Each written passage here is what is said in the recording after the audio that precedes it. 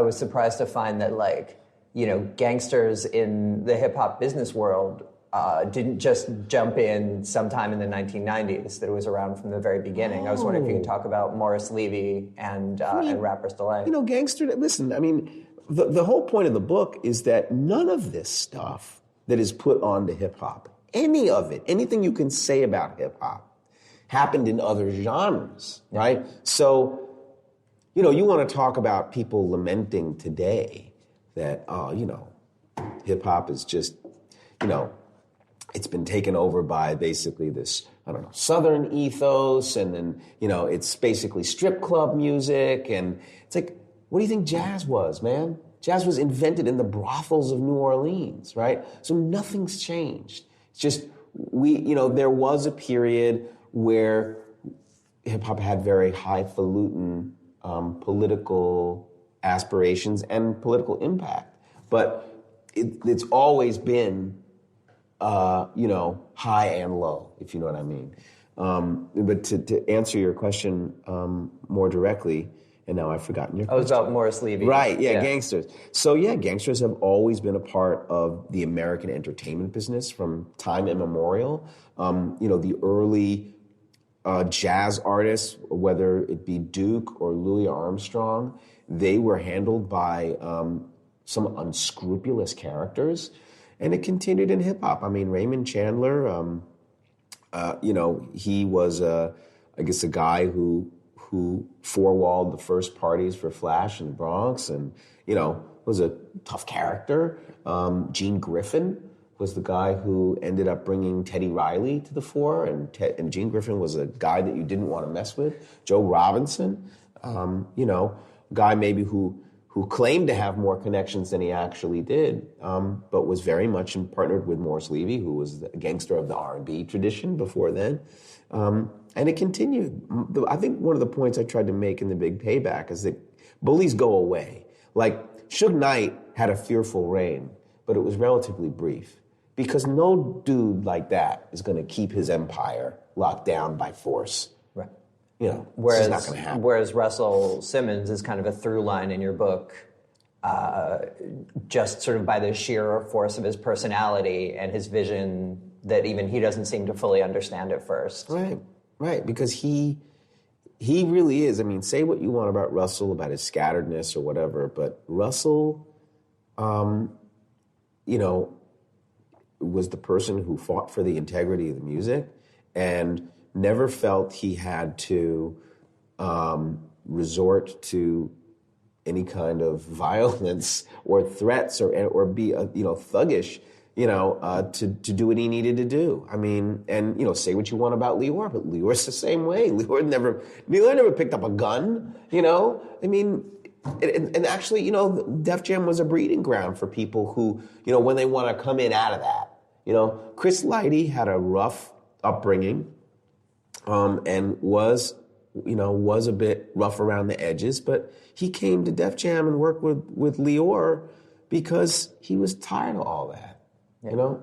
And he became so, just as a sidebar, I know I got to see exactly how important he was to his artists when I had the chance to talk pretty recently, you know, post his passing, to Busta about him, and Busta just gushed, just opened up, and you know, it was really incredible, and I got to see sort of firsthand the impact that Chris had on the lives of his artists. Yeah. It was I mean, listen, I almost didn't write about him in the book. I mean, if it hadn't been for Sophia Chang suggesting that I, you know, really talk to him, and if it hadn't been for Chris himself being so open, and then, you know, must give props to the Violators, you know, Chris Ali and Daryl, you know, especially who helped me out with the book, to enable me to paint a picture of a guy who was the personification of hip-hop's rise. He came from the Bronx just like hip-hop. In the early stages of that, I proposed a piece called Last Night a DJ Saved My Business, which was just going to be about the irony. I wanted to probe those areas where, you know, black folks and white folks met in the business, and the unintended, ironic, and surprising results of that. Because I think the narrative of R&B that we inherited really is one of exploitation.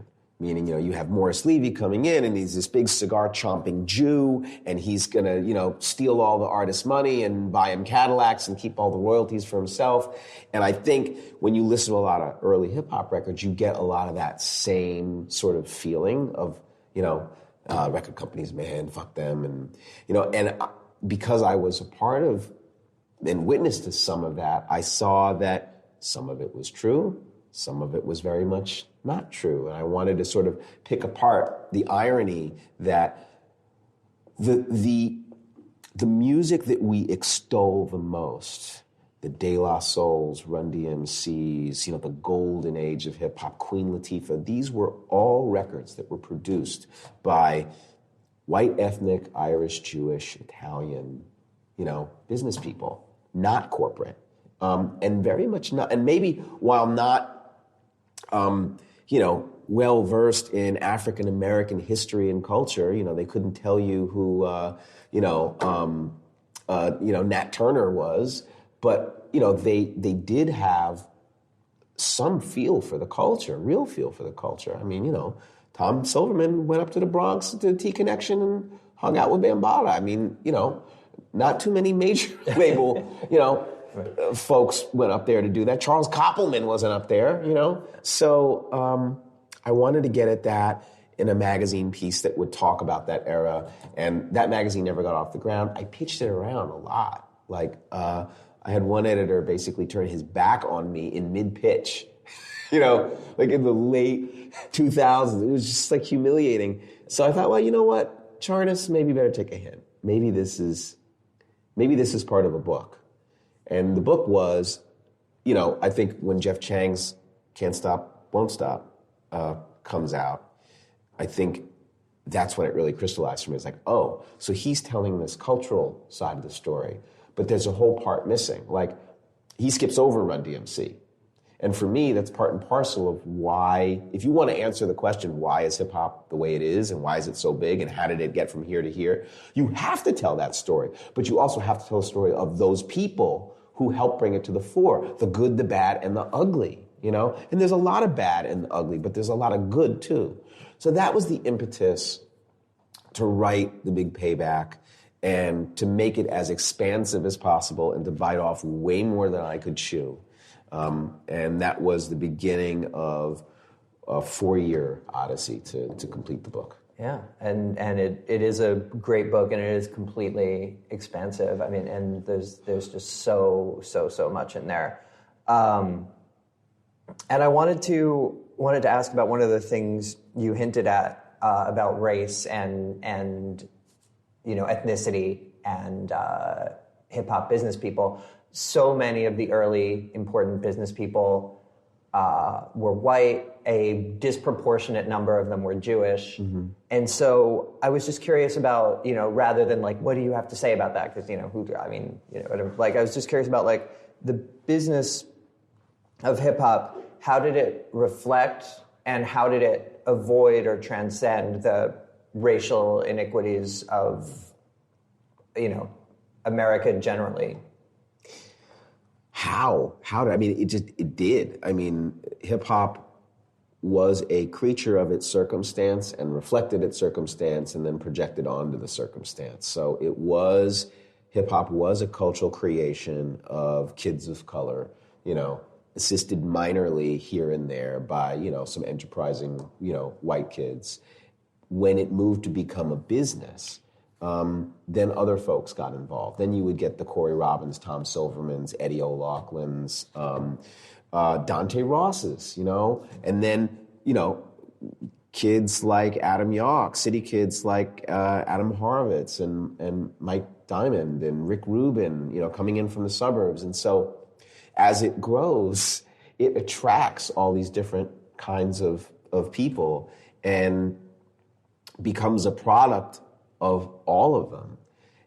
The thing that makes hip hop unique for me is that R&B, like jazz before it, they were able to sort of strip black people and black ownership and sort of blackness away from R&B, to the point where if you listen to Led Zeppelin, you might not have to think about black folks, even though it's very much the blues.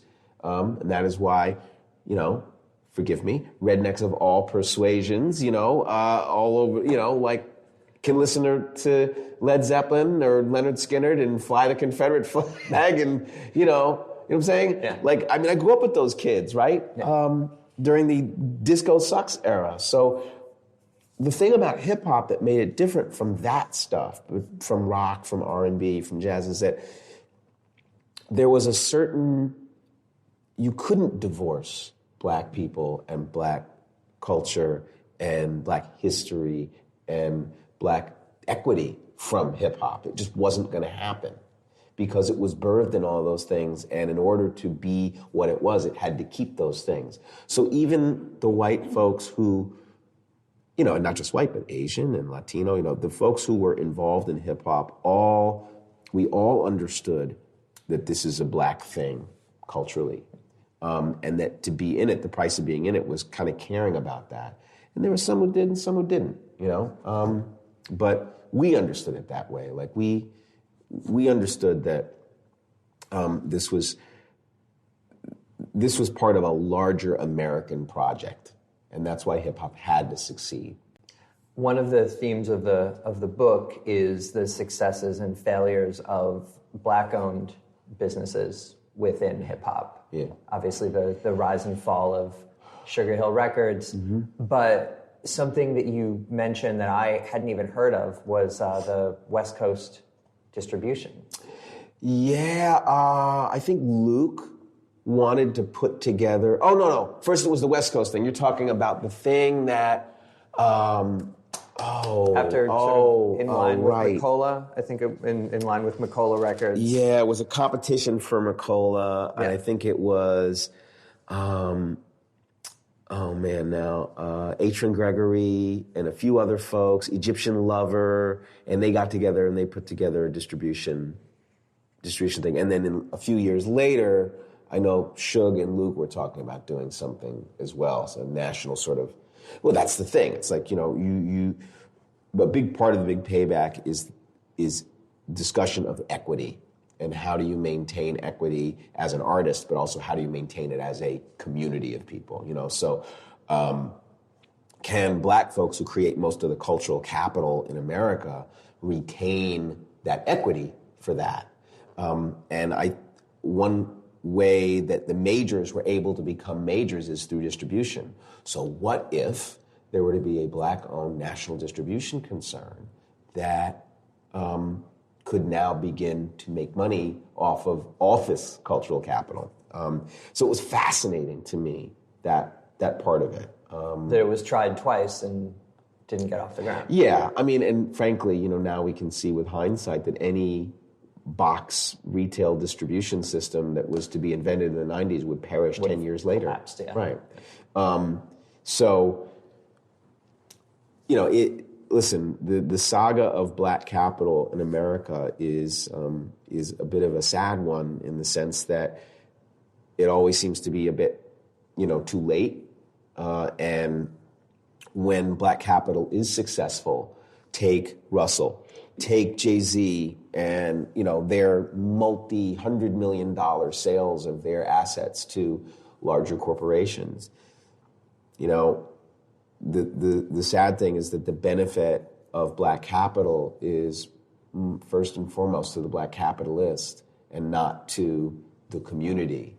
So it's something that perhaps the community can be proud of, but that wealth doesn't continue to benefit and never really did benefit the community. So it is a question that is for the ages, and it is still unanswered, but it is very important because all of us now in this, internet economy, this cyber economy, need to find some solid ground because the middle class is really, is in jeopardy because of it. And you hinted in the last answer about the sale of Def Jam, circa like 1999 and what that did.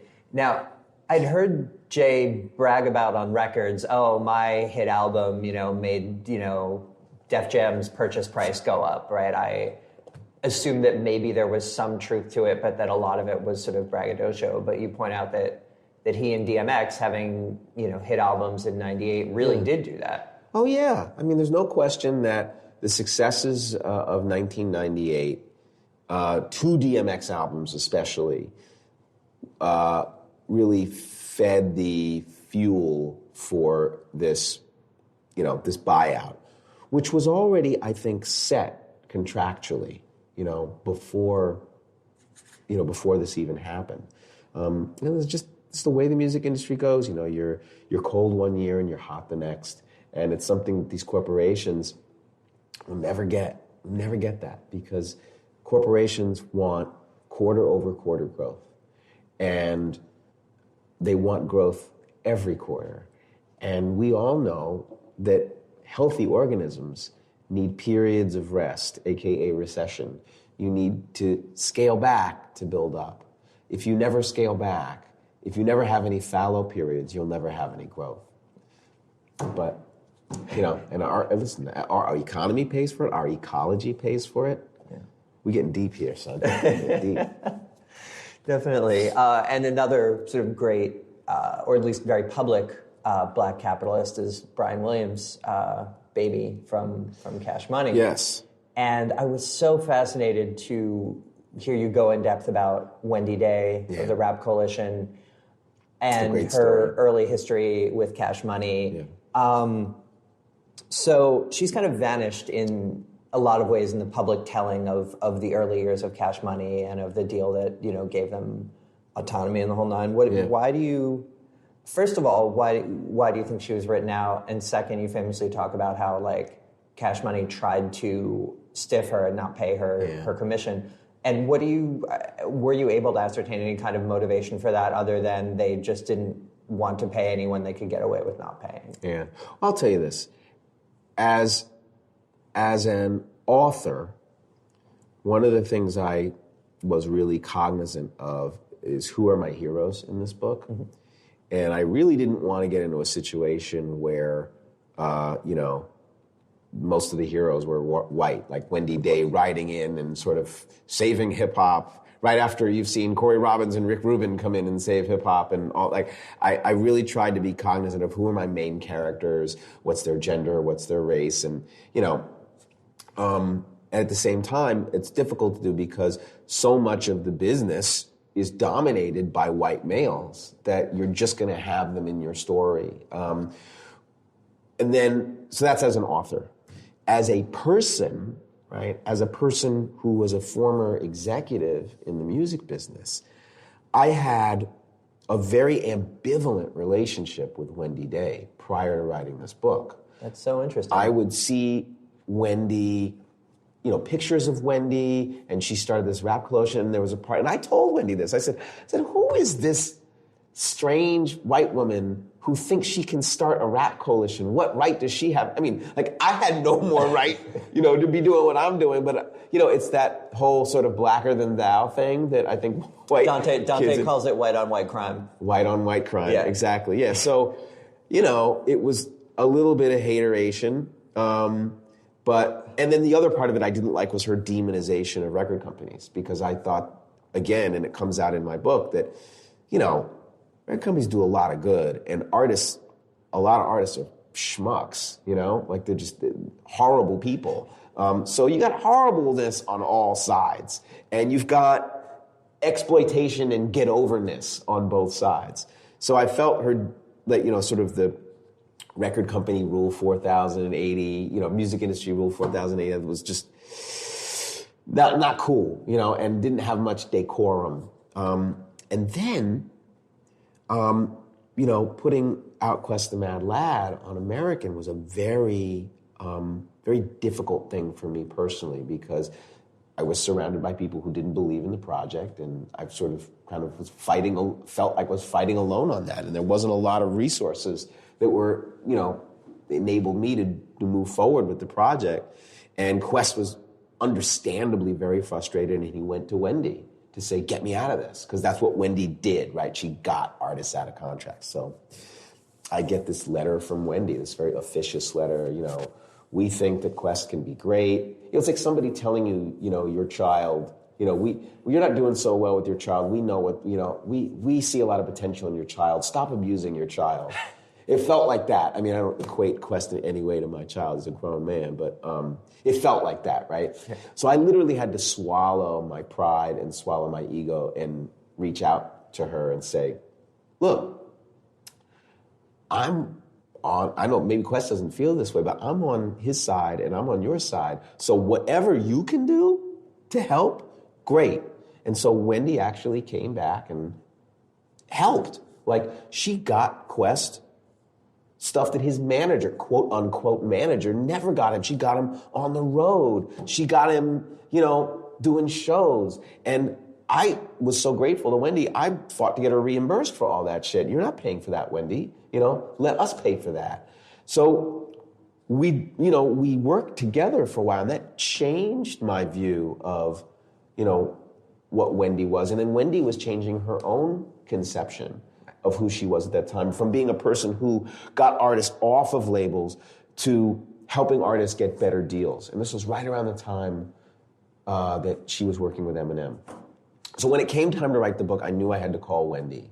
And even though she basically, in some ways, comes off as the white hero, what the fuck? She is a white hero. She really is. Like, she really did do all that shit. She really did help Master P retain his equity and get that distribution deal with Priority. She really did help Eminem. She really did get Cash Money that deal. She's a pivotal figure in that. And the irony, of course, this horrible for Wendy, but great for storytelling, is that the biggest deal she ever does, the one that she finally decides, okay, maybe I will try to get paid off of this, they stiffer. He's stiffer. So, and Wendy tells that story better than I do, and Wendy told it great on the Tanning of America doc as well. And I count her as a friend now, and somebody who really deserves a tremendous amount of credit, not for being some business person, but for actually being a scholar, a white scholar of Afrocentrism. I mean, that's how she started. She started at Temple University studying this shit. She didn't come from nowhere like I thought she did. She actually came from somewhere. And that's great. And I love honoring that. Yeah. So jumping ahead a little bit, about 93-ish, right? You write about how, like, there was, this sort of political element in hip hop, a sort of, black nationalists. Mm-hmm. Like, you sort of use the word righteous as kind of a stand-in for this trend in the music. And you say that was replaced by people searching for the real, sort of authentic, which got conflated with street and whatever. I was wondering if you could talk to us a little bit about that shift. Or the rich. There's a saying, would you rather be right or would you rather be rich? And I think in hip hop, for the golden age was defined by being right, by being righteous. And then with the advent of a few key, very good albums, things started to turn to being real, which is a little different than being right, and being rich, which we know, so that was the bad boy thing. Being real, no matter if you think of it this way, it was the dichotomy. Being real was the pretense of death row, right? And being rich was the pretense of bad boy. And that came out of after a golden era where, folks just wanted to be right. But there was this little sort of, what would you call it? A little buffer area in that transition. And I think that Cypress Hill's first album and Dre's first solo album, The Chronic, were really key points in that transition. They are great, great albums. But what they did, Cypress was political, but at the same time, it's like, yeah, shit's fucked up. Let's go smoke some weed. I mean, that weeded period between 91 and 93 was sort of the gateway drug to what then became, keeping it real, which more often than not didn't keep it real, right? It was people playing it being real, and also people playing it being rich, and then of course, being rich. Right, some of them actually became rich. Yeah. Rap genius. So it was a sad development, I think, for me, because I really liked hip hop in its righteous phase. But even the righteousness had its pretense, right? Public Enemy came out, and they had their strengths and their weaknesses, and then you had the copy groups like X-Clan, which had their strengths and their weaknesses. But what I missed in all of that, those later years, is that you really couldn't come out with, it wasn't as diverse anymore. Like hip hop lost its biodiversity after it became a place of real economic opportunity and cashing in. So you lost comedy rap. You lost a lot of the great female MCs. You lost even sort of the intergenre stuff, like the jazzy rap kind of things that sort of left hip hop and went somewhere else. But it was hard, like, with Quest the Mad Lad, it was really heartbreaking because he was a guy who was really, really talented, but hip-hop had no space for somebody like him. Yeah, the narrowing, I've been thinking about this a lot lately, the kind of narrowing of what could be mainstream, sort of post, largely, so you're saying post The Chronic or whatever, yeah. Is that kind of a mainstream?